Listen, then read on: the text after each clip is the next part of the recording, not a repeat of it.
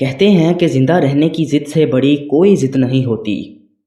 ذرا سوچئے، اگر آپ ایک ایسی ویران جگہ پر پھنس جائیں جہاں پر دور دور تک بڑے بڑے ماؤنٹینز کے علاوہ کچھ بھی نہ ہو، جہاں نہ کھانے کے لیے کھانا ہو، نہ پینے کے لیے پانی، نہ سورج کی دھوپ ہو اور نہ ہی چاند کی چاندنی، ایک ایسی جگہ جہاں پر آپ کی مدد کے لیے کوئی نہ ہو، بس ہو تو چاروں طرف اندھیرا اور بڑے بڑے پہاڑ۔ یقیناً ایسی جگہ پر سروائیو کرنے کا ہم سوچ بھی نہیں سکتے۔ لیکن آج کی ویڈیو میں ہم آپ کو ایک ایسے شخص کی ٹرو سٹوری کے بارے میں بتائیں گے جس نے زندگی جینے کے لیے خود کو ایسا درد اور تکلیف دی کہ کسی دوسرے انسان کے لیے اس درد اور تکلیف کو برداشت کرنے سے بہتر مر جانا ہی ہوتا ہے۔ میرا نام ہے حارث اور آپ دیکھ رہے ہیں سمارٹ ورس۔ اس بہادر شخص کا نام تھا ایرن رالسٹن۔ ایرن انٹل کمپنی میں ایز اے میکینیکل انجینئر کام کرتا تھا، لیکن اسے ماؤنٹین کلائمبنگ کا بہت زیادہ شوق تھا۔ اپنے اسی شوق کی وجہ سے 2002 میں ایرن نے اپنی جاب کو کوئٹ کیا اور نکل پڑا اپنے شوق کو پورا کرنے کے لیے۔ یہ بات ہے 25 اپریل 2003 کی رات کی، جب ایرن نے یہ ڈیسائیڈ کیا کہ اگلی صبح وہ اکیلا ہی بلو جون کینین کو ایکسپلور کرنے کے لیے جائے گا۔ ایرن نے اپنے اس پلان کے بارے میں کسی کو بھی انفارم نہیں کیا، اور اگلی صبح یعنی 26 اپریل 2003 کو صبح 9 بجے ایرن اپنی بائک کو لے کر بلو جون کینین کی طرف نکل پڑا۔ چونکہ اسے ہائکنگ کے لیے ماؤنٹینز پر جانا تھا، اس لیے اس نے اپنی بائک کینین سے 9 کلومیٹر ڈسٹنس پر ہی پارک کر دی اور وہاں سے آگے پیدل نکل پڑا۔ ایرن جب بلو جون کینین میں واک کر رہا تھا تو اس کی نظر 98 فٹ گہری گھاٹی پر پڑی اور اس نے وہاں جانے کا سوچا، لیکن وہاں پر اس کے ساتھ جو کچھ ہونے والا تھا وہ اس کے وہم و گمان میں بھی نہیں تھا۔ دراصل ایرن سٹیپ بائی سٹیپ اس گھاٹی میں اتر رہا تھا، تب ہی اچانک 370 کلو ویٹ کا ایک بڑا پتھر پھسل کر ایرن کے ہاتھ پر گر گیا اور اس کا ہاتھ مکمل طور پر اس پتھر کے نیچے دب گیا تھا، اور وہ پتھر گھاٹی کی دونوں دیواروں کے بیچ پھنس چکا تھا۔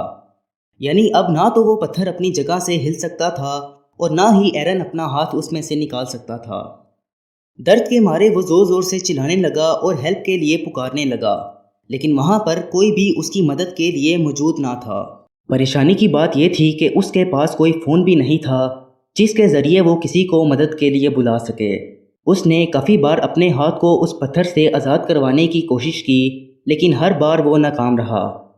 اس کے بعد ایرن نے اپنے بیگ میں موجود ہائکنگ کا سارا سامان باہر نکالا۔ اس سامان میں اسے ایک چھوٹا سا نائف بھی نظر آیا۔ اس نے اس نائف کے ذریعے اس پتھر کو کاٹنے کی کوشش کی، لیکن یہ ایک سولڈ پتھر تھا جسے ایک چھوٹی سی نائف کے ذریعے کاٹنا ناممکن تھا۔ ایرن کے پاس کھانے کے لیے صرف 2 بیلیٹوز اور پینے کے لیے صرف 350 ملی لیٹر پانی موجود تھا۔ قریب 3 دن تک ایرن اسی گھاٹی میں پھنسا رہا، اس امید میں کہ شاید کوئی آئے اور اسے بچا کر لے جائے، لیکن ایسا کچھ بھی نہ ہوا۔ اس وقت ایرن جس کنڈیشن سے گزر رہا تھا اس کا ہم اندازہ بھی نہیں کر سکتے۔ وہ مسلسل کئی دنوں سے اپنی جگہ سے ہل بھی نہیں پا رہا تھا۔ حالات یہ تھے کہ اس کے پاس پینے کا پانی بالکل ختم ہو چکا تھا اور زندہ رہنے کے لیے اسے اپنا یورین پینا پڑ رہا تھا۔ اس دوران ایرن خود کو اس پتھر سے چھڑوانے کے لیے جو کچھ بھی کر سکتا تھا وہ اس نے کیا، لیکن وہ ہر طرح سے ناکام رہا۔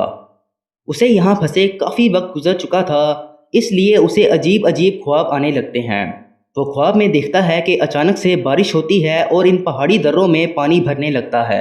آپ کو بتاتے چلیں کہ پانی میں گریوٹی کم ہوتی ہے، جس کی وجہ سے پانی میں کسی بھی چیز کو اٹھانا آسان ہوتا ہے۔ ایرن پانی میں اس پتھر کو اٹھانے کی کوشش کرتا ہے اور کافی محنت کے بعد وہ اپنے ہاتھ کو چھڑوانے میں کامیاب ہو جاتا ہے، لیکن یہ سب ایک خواب تھا اور وہ ابھی بھی اس پتھر میں ہی پھنسا ہوا تھا۔ لاکھ کوشش کے باوجود بھی ناکام ہونے کے بعد ایرن نے یہ ازیوم کر لیا کہ وہ یہاں سے زندہ بچ کر نہیں جا سکتا۔ اسے اپنی فیملی اور دوستوں کے ساتھ گزارے ہوئے خوشگوار لمحے یاد آنے لگے۔ اسی دوران ایرن کو ایک خیال آتا ہے جس میں وہ خود کو ایک چھوٹے بچے کے ساتھ کھیلتے دیکھتا ہے، لیکن ایرن کا ایک بازو کٹا ہوا ہوتا ہے۔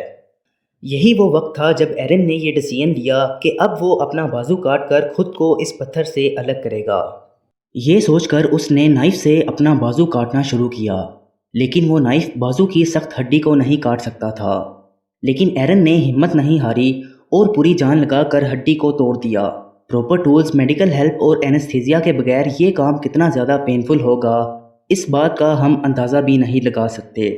خیر، اس پورے پروسیس میں 1 گھنٹے کا وقت لگا اور اس دوران ایرن کے جسم سے 25% خون بہہ گیا، لیکن آخرکار ایرن اپنے آپ کو اس بھاری بھرکم پتھر کے چنگل سے آزاد کروانے میں کامیاب ہو گیا۔ اس کے بعد ایرن اپنے ایک ہاتھ کی مدد سے اس پہاڑی درے سے باہر آ جاتا ہے، اور کافی دیر چلنے کے بعد وہاں اسے ایک فیملی ملتی ہے جو نیدرلینڈ سے وہاں گھومنے کے لیے آئی تھی۔ اس فیملی نے ایرن کو پانی اور کھانا دیا اور ساتھ ہی لوکل اتھارٹیز کو بھی انفارم کر دیا۔ لوکل اتھارٹیز نے ریسکیو ٹیم کو بلوایا اور فائنلی کچھ منٹوں بعد ایک ہیلی کاپٹر اور ڈاکٹرز کی ٹیم وہاں پہنچ گئی اور اسے جلد از جلد ہاسپٹل پہنچا دیا گیا۔ امید ہے یہ ویڈیو آپ کو بہت پسند آئی ہوگی۔ ملتے ہیں اگلی شاندار ویڈیو میں، تب تک کے لیے اپنا اور اپنی فیملی کا خیال رکھیے گا۔ اللہ حافظ۔